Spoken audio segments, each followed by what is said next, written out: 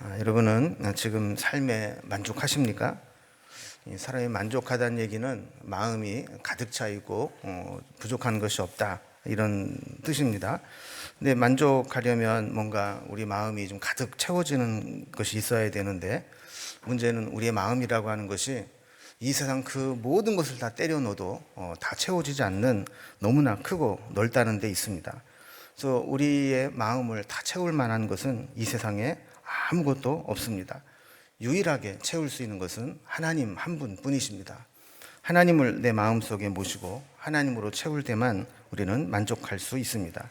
그래서 우리가 지난 시간에 살펴본 5절 말씀을 보면 우리의 만족은 오직 하나님으로부터 나느니라, 이렇게 말씀하고 있는 겁니다. 하나님으로 우리를 채워지지 않으면 우리는 절대로 만족함이 없다는 거죠. 그리고 이어서 6절을 보면 하나님이 또한 우리를 새 언약의 일꾼 되기에 만족하게 하셨으니 그랬습니다. 우리를 새 언약의 일꾼 되기에 만족하게 하셨다 그랬습니다. 여러분, 우리처럼 이렇게 죽기 살기로 신앙생활 해본 경험이 없는 사람들은 이해하기가 힘들겠지만, 이 사도 바울 같이 목숨을 걸고 신앙생활 했던 경우는 이게 너무나 분명한 겁니다. 그는 예수 믿는 자들을 핍박하는 것을 하나님을 위한 것으로 알고 죽기 살기로 핍박하며 살았습니다. 이런 그의 과거를 생각하면 그가 하나님의 일꾼으로 부름받았다, 새로운 복음의 일꾼이 되게 하셨다라고 하는 것은 불가능한 일이었습니다. 그런데 하나님께서 바울을 변화시키시고 새 언약의 일꾼이 되게 하신 것을 생각하면 바울은 만족하고 감사하지 않을 수 없다라는 고백입니다. 자, 그러면서 6절을 계속 이어서 보면 자신이 이런 새 언약의 일꾼이 된 것은 율법 조문으로 된 것이 아니고 오직 영으로 된 것이라 그랬습니다. 그러니까 바울은 바리새인으로서 율법에도 헌신해 보았고 또 예수님을 만나고 복음도 알게 되었는데, 그가 율법도 해보고 복음도 만나보니까 그가 내린 결론이 뭐냐면 율법 조문은 죽이는 것이요 영은 살리는 것이다 라는 것입니다. 자, 오늘은 이 말씀에 이어서 우리가 새 언약의 일꾼이 되었다라는 것이 어떤 의미가 있는지를 살펴보려고 합니다. 6절에서 새 일꾼의 언약이 되었다 그랬는데, 이것은 오늘 제목과 같이 영광의 직분을 가진 자다, 이렇게 볼 수 있다라는 겁니다. 고린도 후서 3장을 보면 계속해서 율법 조문의 직분과 영의 직분, 이 두 가지를 계속 대조해서 비교하는 것을 보게 됩니다. 자, 먼저 율법 조문의 직분이 무엇인가, 이걸 한번 좀 살펴보려고 합니다. 바울은 7절에서 자신이 과거에 열심을 냈던 이 열심이 돌에 써서 새긴 죽게 하는 율법 조문의 직분이었다라고 이야기를 합니다. 여러분, 율법의 대표자는 누구일까요? 모세죠. 모세가 하나님으로부터 율법을 받아왔고 율법을 신명기에서 가르쳤고 율법을 전달한 사람입니다. 근데 여기에 보면 율법을 두 가지로 설명합니다. 첫 번째는 율법은 돌에 써서 새긴 것이다. 두 번째는 율법은 죽게 하는 것이다 하는 겁니다. 자, 먼저 돌에 써서 새긴 율법이라고 이야기를 했습니다. 하나님이 돌에 새겨주신 율법이라는 거죠. 율법에 보면 7절에 보면 모세가 시내산에서 하나님을 대면해서 율법을 받아 내려올 때 이 율법이 하나님의 말씀이라는 이 권위를 보여주시기 위해서 이 모세의 얼굴에 광채가 나게 하셨습니다. 그래서 이 말씀은 출애굽기 34장에 나오는 이야기인데, 이스라엘 자손들은 이 모세의 얼굴을 보면서 그 영광이 영원할 거라고 생각하진 않았지만 그 얼굴에 이 광채로 인해서 모세의 얼굴을 주목하여 보지 못했다는 겁니다. 우리가 아우라라고 하는데 아우라를 뛰어넘는 이 영광의 빛이 환하게 빛나니까 사람들이 모세의 얼굴을 눈이 부셔서 볼 수가 없었다라는 겁니다. 성경을 보면 처음에 이 모세에게 나타난 그 영광 때문에 이 얼굴을 보지 못해서 모세에게 수건을 좀 가려달라 이렇게 얘기를 했는데, 성경을 보면 어느 순간 모세에게서 이 영광이 사라진 것을 보게 되죠. 또 7절에 보면 율법의 두 번째 특징은 죽게 하는 율법 조문이다 그랬습니다. 그리고 율법이 우리를 죽게 하는 조문이라는 겁니다. 여러분, 율법 자체는 죽이는 법이 아닙니다. 그러나 율법을 지키지 못한 자들에게는 이것이 심판이 되고 죽이는 법이 됩니다. 율법이 없을 때는 정죄함도 없고 정죄함이 없으니까 심판도 없습니다. 그러나 율법이 선포되고 율법으로 죄를 딱 규정해 놓으면 이 율법을 어기면 죄가 되는 겁니다. 그래서 율법은 선하고 좋은 것이지만 율법을 범한 사람들에게는 심판을 받고 죽게 하는 법이 된다는 겁니다. 그래서 9절 말씀 보면 정죄의 직분도 영광이 있은즉 의의 직분은 영광이 더욱 넘치리라 그랬습니다. 그럼 율법을 가르치고 전하는 직분을 정죄의 직분이라고 했습니다. 왜냐하면 율법 자체가 죄를 정하는 것이기 때문에 그런 거죠. 그러면 로마서 3장 20절에 보면 율법의 행위로 그의 앞에서 의롭다 하심을 얻을 육체가 없나니 율법으로는 죄를 깨달음이라 그랬어요. 여러분, 율법으로는 뭐 한다고요? 죄를 깨달음이라. 그러니까 율법의 기능은 죄의 문제를 해결해 주는 게 아니고 율법에 비추어서 율법대로 살지 못하면 이것이 죄구나 라고 죄를 깨닫게 하는 기능만 나타내고 있다라는 겁니다.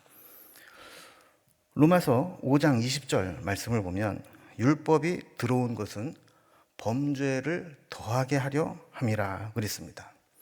이 말도 똑같은 얘기죠. 율법이 많이 주어지면 많이 주어질수록 우리가 하면 죄가 되는 것들이 늘어나는 겁니다. 율법이 더하면 더할수록 범죄를 더하게 하는 것이다. 이렇게 말씀을 하는 것이죠. 그러니까 하지 말라는 것은 더하게 되고 하지 말라 하는 순간 반항심이 생기고 하고 싶은 욕구가 충동되는 것이 인간의 본능이기 때문에 그렇습니다. 이렇게 율법은 그것을 지키지 못할 때마다 우리는 양심이 짓눌리고 가책과 죄책감에 빠지게 됩니다. 율법을 깊이 알면 알수록 더 깊은 죄책감에 빠지게 되고 그 정죄함 때문에 영혼이 시들어가다 죽게 됩니다. 그러니 율법을 전하는 직분은 하나님 말씀을 전하기는 하지만 율법의 기능의 특성상 결국 그것은 정죄하게 하는 직분이라는 겁니다. 근데 이 정죄의 직분도 영광을 받았다는 거예요. 영광이 있었다는 겁니다. 이것은 복음이 오기까지 임시로 주어진 영광입니다. 다시 말하면 복음이 들어오기 전까지는 이 율법의 영광도 필요했다라는 것입니다. 그러나 8절 말씀처럼 하물며 영의 직분은 더욱 영광이 있지 않겠느냐 이렇게 말씀하는 것이죠. 자, 이 율법도 정죄의 직분도 복음이 들어오기 전까지는 일정 필요한 부분이 있어서 하나님께서 율법을 주시고 가르치게 했다라는 겁니다. 그렇다면 그 율법보다 더 온전한 영의 직분을 가진 복음이야말로 우리에게 더 진짜 영광이 되지 않겠느냐 하는 거예요. 그래서 두 번째로 영의 직분에 대해서 설명한 것들을 보면 6절에 이렇게 설명합니다. 율법 조문은 죽이는 것이요 영은 살리는 것이니라 그랬습니다. 여러분, 율법이라고 하는 것은 이거 해라, 이거 하지 마라 이런 것들로 되어 있죠. 그러니까 네가 이렇게 하면 살 것이다. 그러니 너는 이렇게 해라 라는 율법입니다. 여기에 비해서 영은, 성령의 은혜는 네가 율법을 지킬 수 없는 걸 내가 알아.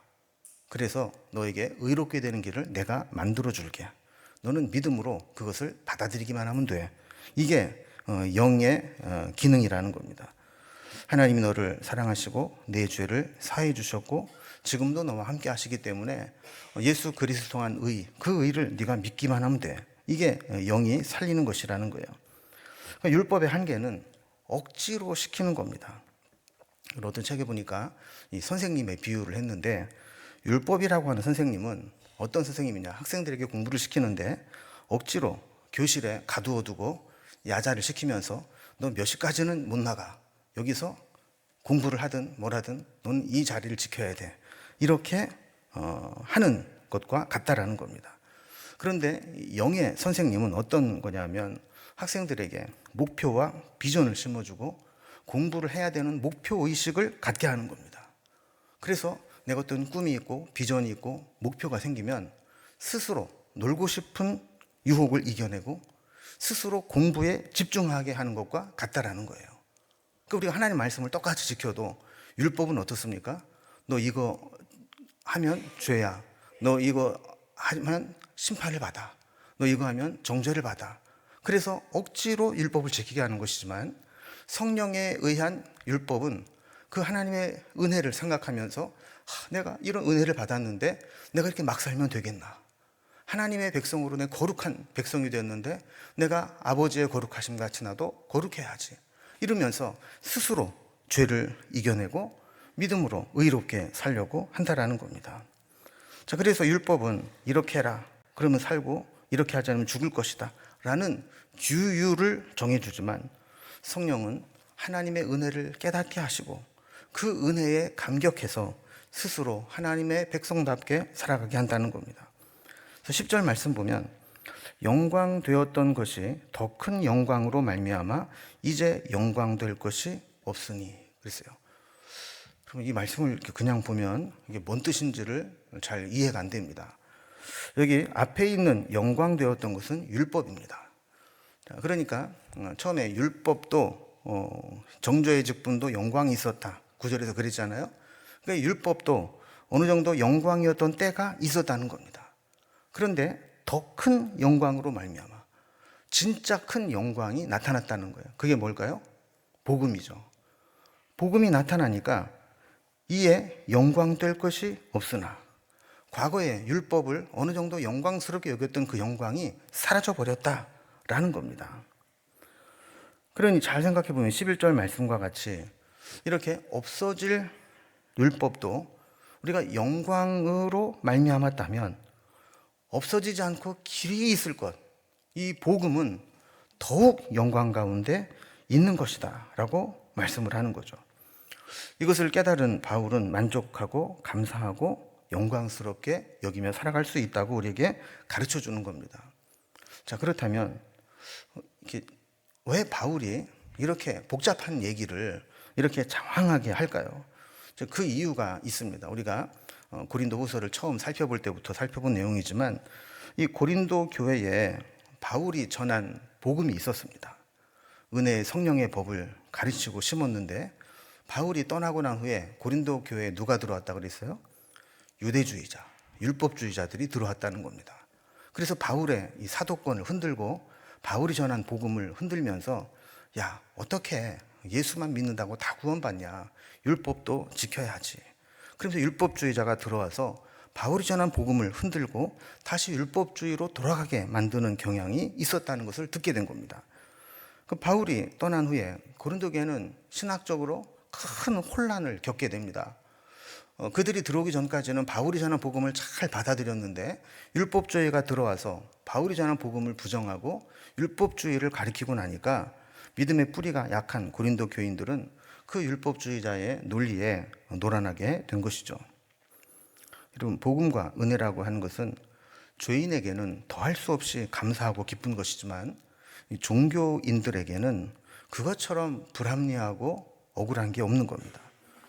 여러분, 돌아온 탕자 예를 들어보면 아버지는 탕자가 재산을 미리 땡겨다가 다 호랑방탕하게 쓰고 돌아왔을 때 그 아버지는 그 탕자를 아무 조건 없이 아들로 받아줬습니다. 여러분, 이 사건이 탕자 입장에서 보면 은혜입니다. 그런데 옆에서 종처럼 아버지를 열심히 섬겼던 형에게는 자기와 동생을 똑같이 대하는 아버지의 사랑이 불합리한 것처럼 느껴지는 겁니다. 여러분, 똑같이 한 데나리온씩의 품삯을 주는 주인이 있었죠. 그런데 어떤 사람은 아침부터 와서 정해진 시간을 다 채우고 자기 약속된 품삯을 받아갔습니다. 그런데 어떤 사람은 1시간 남겨두고 포도원에 들어와서 딱 1시간 일하고 하루 품삯을 받아갔습니다. 그러면 1시간 일하고 하루 품삯 받아간 사람 입장에서 보면 주인이 베풀어준 은혜가 크죠. 그런데 똑같이 받았다고 할 때 아침부터 하루 종일 정해진 시간을 꼬박 채우고 일하는 사람이 볼 때에는 주인의 처사가 못마땅한 겁니다. 불합리해 보이고 모순처럼 보이게 되는 겁니다. 그리고 율법 시대에는 우리가 율법을 지키고 무엇인가를 하면 그 행위에 대한 인정을 받았습니다. 아, 율법을 이렇게 잘 지켰구나. 또, 야, 이렇게 어려운 율법까지 지켰구나 하면 칭찬을 받을 수 있습니다. 그러나 은혜의 시대에는 복음의 시대에는 이런 것이 우리에게 아무런 공로가 되지 못합니다. 우리가 아무리 열심히 해도, 우리가 아무리 힘든 율법을 지켜도 그것은 구원받는데 아무런 힘을 미치지 못합니다. 우리를 구원시킬 수 없고 우리의 죄를 사하게 할 수도 없습니다. 자, 이렇게 되면 아무것도 한 것이 없는 사람 입장에서는 이 복음이 은혜입니다. 그런데 지금까지 뭔가 주를 위해서 일주일에 한 차례씩 금식하고 정해진 예산을 구제하고 11조를 철저하게 드리고 주일 한 번도 안 빠지고 교회 나와서 봉사하고 이런 사람이 볼 때에는 저렇게 지멋대로 산 놈도 구원받고 이렇게 열심히 산 사람도 똑같이 구원받는다면 이게 어떻게 합당하냐, 이런 마음을 가질 수가 있다라는 겁니다. 그러니까 이 유대 율법주의자들이 이렇게 설득을 하면 이 고린도 사람들 중에서 세상에서 막 살다가 복음을 듣고 은혜 받은 사람은 은혜라는 게 이런 거구나, 나 같은 죄인도 구원해 주시는 게 은혜구나 라고 받아들이지만 율법주의자들 입장에서 보면 그것처럼 모순이 없다라는 거죠. 저 망나니 같은 놈, 세상에서 저렇게 막 살던 놈이랑 율법대로 살려고 율법이라도 하나라도 어기면 큰일 날 것처럼 그렇게 바들바들 떨면서 믿음으로 살려고 노력했던 나하고 어떻게 똑같이 취급하느냐, 이런 마음이 드는 겁니다. 그래서 특히 뭔가 열심히 신앙생활하는 사람들, 내가 열심히 해서 인정받고 싶은 사람들은 복음보다는 율법이 훨씬 더 체질에 맞고 있어 보이는 겁니다. 또 율법자에도 뭔가 폼나 보입니다. 뭔가 율법의 규례를 잘 지키고 막 이렇게 되면 겉보기에 경건해 보이고 거룩해 보입니다. 자, 이렇게 율법이 기준이 되어버리면 바울이 전한 이 복음이 흔들리게 됩니다. 이 바울이 이상한 얘기한 거 아닌가? 그게 진리가 아닌 것이 아닌가? 이렇게 생각을 하는 것이죠. 사탄은 어떻게 하든지 이 복음의 본질을 흔들고 또 흐리게 만들어서 우리가 구원받은 것에 대해서 헷갈리게 만들고 또 구원받기 위해서 은혜만이 아니라 나도 뭔가를 해야 되는 것이 아닌가, 이런 생각을 하게 가르치는 겁니다. 고린도 교회가 이렇게 율법주의자에 의해서 이렇게 복음이 흔들리는 것을 보면서 바울은 너무 안타까운 겁니다. 은혜로 시작했다가 율법으로 변해가는 것이 안타까운 겁니다. 그래서 저들에게 율법의 조문의 직분과 영의 직분을 비교해서 설명하면서 너희들은 율법의 조문을 따르라고 가르치는 그 선생이 되지 말고 성령의 직분을 받아라, 이렇게 말씀하는 거죠. 자, 이러한 사실을 분명 알고 있던 바울은 12절에 보면 우리가 이 같은 소망이 있으므로 담대히 말하노니 그랬어요. 여러분, 이 같은 소망은 어떤 소망이죠? 이 성령을 쫓아 사는 자에게 그 앞에, 이 같은은 바로 앞에를 보면 되잖아요. 11절 말씀과 같이 길이 있을 영광 가운데 있을 소망입니다. 자, 복음 안에 영원히 있을 그 소망을 가진 자는 담대히 말할 수 있다는 거예요. 뭘 말할 수 있는가? 13절에 보면 우리는 모세가 이스라엘 자손에게 장차 없어질 것의 결국을 주목하지 못하게 하려고 수건을 그 얼굴에 쓴 것 같이 아니하노라 그랬습니다. 그러니까 율법을 통해 나타난 영광은 장차 없어질 것이라는 것을 모세도 알고 있었다는 겁니다. 그래서 그것에 주목하지 못하게 하려고 하나님 말씀을 전할 때 외에는 수건을 얼굴에 쓰고 영광의 광채를 가렸다는 거예요. 여러분, 뭐 그럴 리 없지만 제 얼굴에서 막 광채가 나면 여러분이 설교 시간에 저를 보면서 하나님 말씀이 더 중심이 되겠습니까? 아니면 저에게서 나는 광채가 더 중심이 되겠습니까? 이야, 신기하다. 목사님 얼굴에서 광채가 나다니. 그래서 그것만 쳐다보면서 전하는 말씀은 그 뭔지 모르고 그냥 하루 종일 한 시간 내내 얼굴만 쳐다보다 갈 수도 있습니다. 그래서 모세가 얼굴을 이렇게 수건으로 가린 것은 그 영광이 중요한 게 아니기 때문에 가렸다라는 거예요. 이게 율법의 한계를 보여주는 겁니다. 출애굽 당시에 이스라엘 백성들이 하나님의 영광을 볼 수 있는 유일한 방법은 하나님 말씀을 통해서, 율법을 통해서였습니다. 다시 말하면 하나님의 영광에 거하기 위해서는 율법의 테두리 안에 있어야만 했습니다. 그런데 이 하나님의 영광에 거하지 못하는 가장 큰 걸림돌은 율법을 벗어나 죄를 짓는 것입니다. 사람들에게는 하나님을 거부하고 자기 멋대로, 자기 정욕대로 살고 싶어하는 죄의 본성이 있습니다. 이러한 죄의 본성을 가지고는 거룩하신 하나님의 영광 안에 거할 수가 없습니다. 그래서 율법의 말씀, 이 테두리 안에서 율법을 지킴으로 억지로라도 우리 속에 있는 죄의 본성을 죽이고 말씀 안에 의로운 삶을 살도록 하는 것이 모세의 율법을 주신 목적이고 모세의 율법을 통해 얻을 수 있는 영광이었습니다. 그래서 여러분, 율법주의는 엄격합니다. 때로는 권위주의적입니다. 율법을 버리고 죄의 본성과 욕심을 향해 달려가지 못하도록 아주 엄하고 강압적인 모습으로 명령하기도 합니다. 너 이거 지키지 않으면 죽어. 너 이거 지켜야 돼. 그래서 안식일을 범하는 자는 죽여라. 이런 율법을 통해서 매우 강압적으로 대하는 것이죠. 그래서 이 영광은 온전한 영광이 아닙니다. 하나님은 우리에게 온전한 영광은 그리스도를 통해서 나타날 것이라고 말씀합니다. 그리스도 안에 있을 때 모세가 가렸던 수건은 그리스도 안에서 완전히 벗겨지는 겁니다. 그리스도 안에 있으면 우리가 더 이상 그것을 가릴 필요가 없다는 겁니다. 그래서 14절 말씀을 보면 그러나 그들의 마음이 완고하여 오늘까지도 구약을 읽을 때에 그 수건이 벗겨지지 아니하고 있으니 그 수건은 그리스도 안에서 없어질 것이라 그랬습니다. 자, 그리스도 안에서는 완전한 영광이 있기 때문에 더 이상 수건으로 가릴 필요가 없음에도 불구하고 바울이 고린도 후서를 쓸 당시에 그때 사람들 마음이 완고해서 구약 성경을 읽을 때 수건을 쓰고 읽는 것처럼 그렇게 그 수건에 덮여져 있었다라는 겁니다. 그런데 15절 16절을 보면 고린도 교회를 향해 이렇게 이야기하죠. 오늘까지 모세의 글을 읽을 때에 수건이 그 마음을 덮어두다. 그러나 언제든지 주께로 돌아가면 그 수건이 벗겨지리라. 우리가 주께로 돌아가면, 그리스도께로 돌아가서 복음으로 돌아가면 더 이상 그 수건이 가릴 필요가 없다라는 겁니다. 이 말씀은 모세의 율법은 그리스도가 오시기 전까지만 효력이 있다는 겁니다.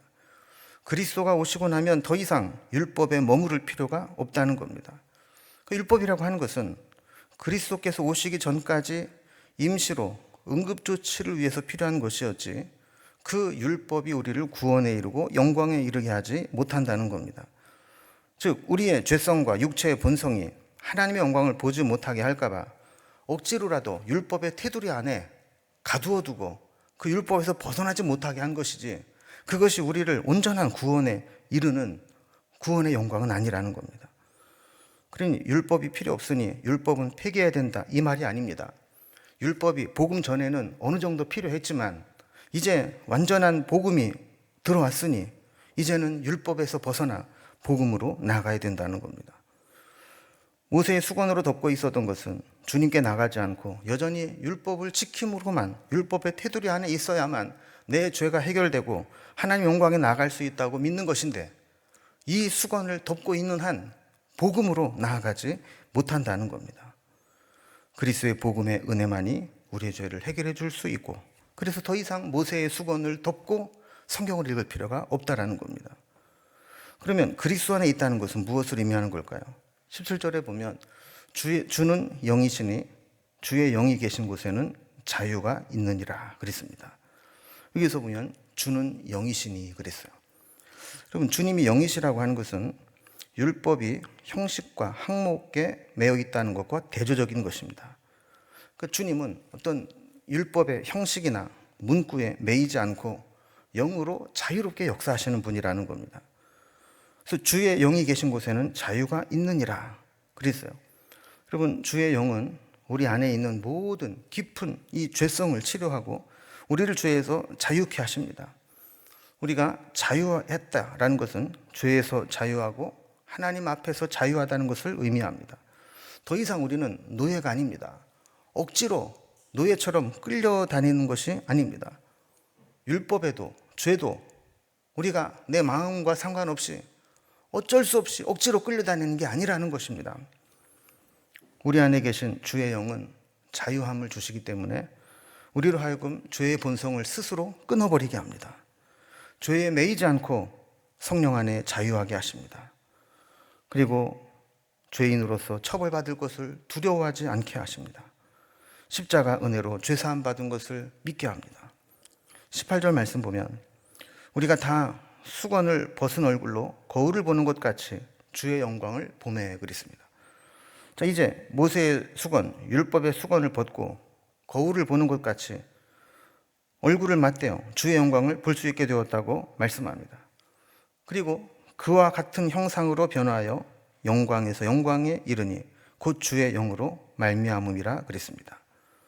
자, 아까 계속 설명을 드린 것처럼 구약에는 모세만 하나님의 부르심을 받아서 하나님과 교제하고 하나님의 말씀을 받았고 모세만 하나님의 영광으로 변화되는 것을 체험했습니다. 그러나 그리스도로 말미암아 이제는 그를 믿는 모든 자들이 하나님의 영광을 경험하고 영광에서 영광에 이르게 된다고 말씀합니다. 여러분, 우리가 정말 주의 영 가운데 있고 하나님의 영광에 이르면 우리에겐 놀라운 일이 일어납니다. 이전에 느끼지 못했던 자유함을 얻게 됩니다. 어디에도 매이지 않게 됩니다. 이 세상 아무리 답답하고 힘들고 때로 억울한 일을 만나도 주의 영으로 말미암아 영광에 이르게 되면 그것들에게 노예가 되지 않습니다. 모든 것을 초월하고 이겨내게 됩니다. 여러분, 우리는 언제 하나님의 영광에 이르게 됩니까? 언제 하나님의 영광을 경험하게 됩니까? 우리는 영적인 훈련을 통해서 하나님의 영광을 보게 될 때가 있습니다. 첫째는 하나님 말씀을 들을 때 하나님의 영광을 봅니다. 말씀을 들으며 말씀이 깨달아질 때 우리 마음이 뜨거워집니다. 엠마오 마을로 가는 제자들처럼 주께서 말씀을 풀어주실 때 우리 마음이 뜨거워지지 않더냐라는 것을 느끼게 됩니다. 여러분, 우리가 하나님 말씀을 깊이 묵상하는 게 필요한 이유가 여기 있습니다. 살아가면서 풀리지 않는 문제들, 답답하고 우리를 곤고하게 만들고 주저앉게 만드는 것들이 있을 때 어떨 때 보면 하나님 말씀이 내 마음을 탁 통과할 때가 있습니다. 어떨 때는 그 말씀 한 단어가 내 심령을 두드릴 때가 있습니다. 이런 말씀을 경험하게 되면 하나님의 영광이 우리 가운데 임하는 것을 느끼게 됩니다. 그 전까지 나를 어둡게 만들고 나를 힘들게 만들고 나를 주저앉게 만들었던 그 심령 가운데 하나님 말씀이 통과하는 순간 갑자기 하나님의 영광이 내 심령을 밝히 비추는 것을 경험하게 되는 겁니다. 두 번째로 우리는 성령의 역사하심을 체험할 때 하나님의 영광을 볼 수 있습니다. 특히 우리가 종종 갈급하고 정말 사모하는 마음을 갖게 될 때가 있습니다. 힘들고 어려운 일을 만나서 그 어느 곳에도 소망을 품지 못할 때가 있습니다. 세상에서 위로받을 수 없을 때, 세상에 다른 방법이 없을 때 하나님 앞에 엎드릴 때가 있습니다. 그럴 때 하나님은 위로부터 성령을 부으셔서 하나님의 영광을 체험하게 하십니다. 어떤 사람은 성령께서 안아주는 것 같은 포근함을 느꼈다고 하기도 하고, 어떤 분은 그 마음속에 평안함을 느꼈다고 하기도 하고, 어떤 분은 하나님의 은혜가 나를 감싸는 것을 느꼈다고 하기도 합니다. 성령이 기름 부으심으로 우리 가운데 함께 할 때 우리는 하나님의 영광이 이런 것이구나라는 것을 깨닫게 됩니다. 세 번째로 우리는 기도 응답과 상황이 변화되는 것을 통해 하나님의 영광을 체험하기도 합니다. 때로 우리는 하나님이 영광스러운 모습을 드러내고 보여주셔도 그것을 분별하지 못할 때가 많습니다. 그런데 어느 순간 기도 응답을 체험하고 나면 하나님이 내 기도를 들어주시는구나. 하나님이 이렇게 내 삶에 간섭하시는구나. 하나님이 이렇게 내 삶에 개입하셔서 나를 이끌고 계시는구나. 이런 것들을 느끼게 된다라는 겁니다. 저는 우리가 신앙생활 할 때 이렇게 우리의 삶에서 하나님의 영광을 느끼고 보게 되는 은혜가 있기를 소망합니다. 이러한 영광이 한 번으로 끝나지 않는다고 말씀합니다. 마치 그와 같은 형상으로 변화하여 영광에서 영광에 이르니. 여러분, 영광에서 영광에 이른다는 게 무슨 뜻입니까? 하나님의 영광이 우리에게 부어지는 것, 우리가 그 하나님의 영광을 경험하고 영광 가운데 있는 것, 그것이 한 번으로 끝나는 것이 아니라 계속해서 영광에서 영광에 이르게 되고 더 깊은, 더 온전한 영광으로 나아가게 된다는 것입니다. 우리가 하나님 앞에 나아갈 때, 주의 영의 임재를 느끼게 될 때, 주님이 주시는 영광에서 영광으로 나아가게 된다는 겁니다. 여러분, 무엇이든지 고수가 되면 자유함이 있습니다. 특히 이렇게 예체능을 이렇게 보면 정말 악기를 다루거나 공을 다루거나 또 체육을 하는 사람들을 보면 고수로 갈수록 자유롭고 노는 것처럼 그렇게 유려하게 하는 것들을 보게 됩니다. 우리가 기타를 하나 치더라도 못하는 사람은 코드를 어떻게 바꿔야 되는 거야, 이거는 어떻게 뜯고 어떻게 스트로크를 해야 되는 거야, 이게 다 따로따로 놀아요. 그런데 정말 고수가 되면 그냥 몸에 붙어서 신체의 일부처럼 그렇게 자연스럽게 나오게 되는 겁니다. 여러분, 우리가 신앙생활할 때 주의 영이 주시는 자유함을 누리는 게 바로 이런 겁니다. 신앙의 초보들은 뭔가 영적으로 살아간다는 게 어색하고 거북합니다. 뭔가 하나님의 영광 가운데 머물러 있는 것이 참 불편합니다. 그러나 주님과 계속 깊은 교제 속에 있는 사람, 이 영광의 직분을 가지고 영의 사람으로 살아가는 사람에게는 자유함이 있는 겁니다. 여러분, 기도도 그렇지 않습니까? 기도의 사람은 기도하는 게 즐겁습니다. 기도하는 사람은 기도가 재밌습니다. 기도하는데 시간 가는 줄 모릅니다. 그러나 기도가 훈련이 안 돼 있는 사람은 세계 평화부터 남북 통일, 우리나라의 모든 경제, 사회, 문화까지 다 기도를 했는데 시계 보면은 3분밖에 안 지나가 있습니다. 여러분은 어떻습니까? 우리가 하나님의 사람으로, 영의 사람으로, 영의 직분을 가진 사람으로 살아가게 될 때 우리의 신앙은 자유로워지는 겁니다. 그러나 그렇지 못할 때 늘 초보의 단계를 넘어서지 못하게 되는 것이죠. 오늘 사도 바울이 영광의 직분을 가진 자가 되어야 한다, 율법의 조문의 맹자가 되어서는 안 되고 영의 직분의 사람이 되어야 된다 말씀하신 것처럼 우리 모두 하나님의 은혜로 진정한 영적인 자유함을 누리는 영의 직분의 소유자가 될 수 있기를 주님의 이름으로 기원합니다.